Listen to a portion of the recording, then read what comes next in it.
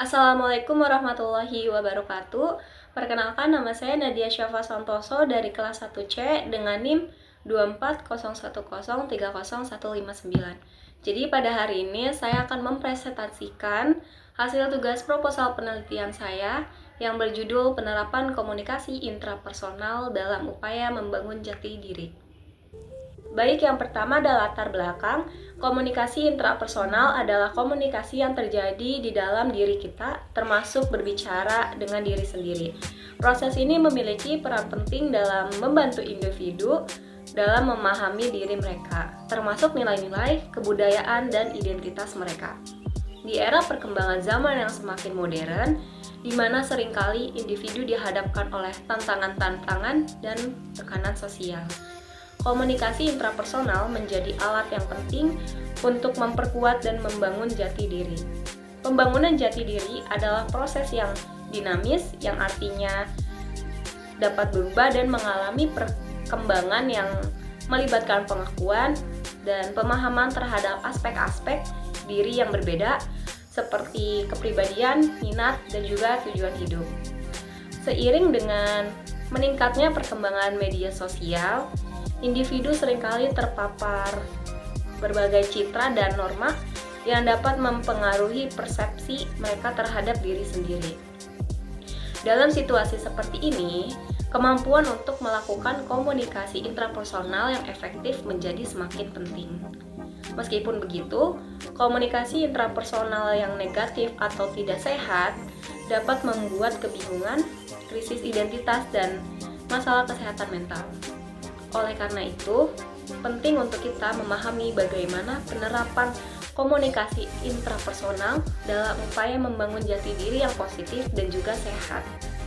Selanjutnya ada rumusan masalah. Rumusan masalah yang didapat dari latar belakang masalah tersebut adalah bagaimana penerapan komunikasi intrapersonal dalam upaya membangun jati diri. Selanjutnya ada landasan teori. 2.1 Komunikasi. Komunikasi pada dasarnya adalah proses penyampaian informasi atau pesan dari pihak satu ke pihak lainnya. Proses ini melibatkan pengirim, pesan, saluran, media, serta berlangsung secara verbal, menggunakan kata-kata maupun nonverbal, menggunakan bahasa tubuh seperti ekspresi wajah dan sebagainya. Komunikasi intrapersonal adalah komunikasi yang terjadi di dalam diri seseorang, di mana individu berinteraksi dengan dirinya sendiri. Ini mencakup proses berpikir, merenung, dan berbicara dengan diri sendiri, baik secara verbal maupun nonverbal. Menurut Davies pada tahun 1981, komunikasi adalah sebagai pemindahan informasi dan pengertian dari satu orang ke orang lain. Selanjutnya masuk ke 2.2 Jati diri. Jati diri atau identitas diri adalah kesadaran individu untuk menempatkan diri dan memberi arti pada dirinya sebagai seorang pribadi yang unik, serta memiliki ciri-ciri berbeda dengan kelompoknya. Memiliki keyakinan yang relatif stabil, serta memiliki peran penting dalam konteks kehidupan masyarakat. Adapun jenis-jenis jati diri, yang pertama ada identitas individu yang secara alami, yang kedua identitas individu yang terbentuk secara sosial, yang ketiga identitas kelompok yang alami, yang keempat identitas kelompok yang terbentuk secara sosial. Adapun menurut Papalia, identitas diri atau jati diri adalah proses menjadi seorang individu yang unik dengan peran yang penting dalam hidup. Selanjutnya metodologi penelitian. 3.1 Metode penelitian. Metode yang digunakan oleh peneliti dalam proposal penelitian ini adalah dengan menggunakan metode kualitatif, dan juga peneliti menggunakan data sekunder berupa data yang diperoleh dari sumber-sumber yang sudah ada seperti jurnal, buku, atau artikel peneliti sebelumnya. Lalu peneliti melakukan pengamatan terhadap 2 remaja di sekitar lingkungan.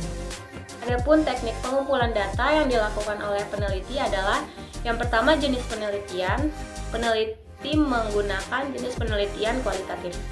Secara umum, Penelitian kualitatif itu prosedur penelitian yang bertujuan meneliti suatu masalah dengan cara merumuskan masalah, lalu meneliti dengan cara mendalam yaitu pengamatan, pencatatan, wawancara, dan terlibat dalam proses peneliti guna untuk menemukan penjelasan berupa pola-pola, deskripsi, dan menyusun indikator.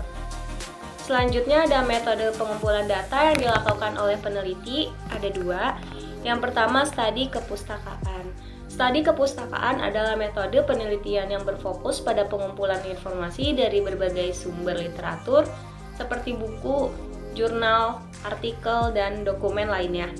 Metode ini bertujuan untuk memperoleh data dan informasi yang relevan dengan topik penelitian yang sedang dilakukan.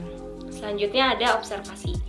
Observasi dapat didefinisikan sebagai kegiatan pengamatan yang dilakukan secara sistematis dan juga objektif. Selanjutnya ada teknik analisis data yang dilakukan oleh peneliti. Ada dua, yang pertama analisis konten dan juga teknik simak. Analisis konten itu apa sih? Analisis konten itu dapat didefinisikan sebagai teknik sistematis untuk menganalisis makna pesan dan juga cara penyampaiannya. Selanjutnya ada teknik simak. Teknik simak dapat didefinisikan sebagai kegiatan memperhatikan dan mencatat penggunaan bahasa secara sistematis. Peneliti mencatat bagaimana aktivitas yang dilakukan dua remaja tersebut dan menyusun catatan waktu dan durasi ketika remaja itu menyendiri ataupun menulis jurnal. Sekian presentasi yang bisa saya sampaikan. Kurang lebihnya mohon maaf apabila ada kesalahan kata. Wassalamualaikum warahmatullahi wabarakatuh.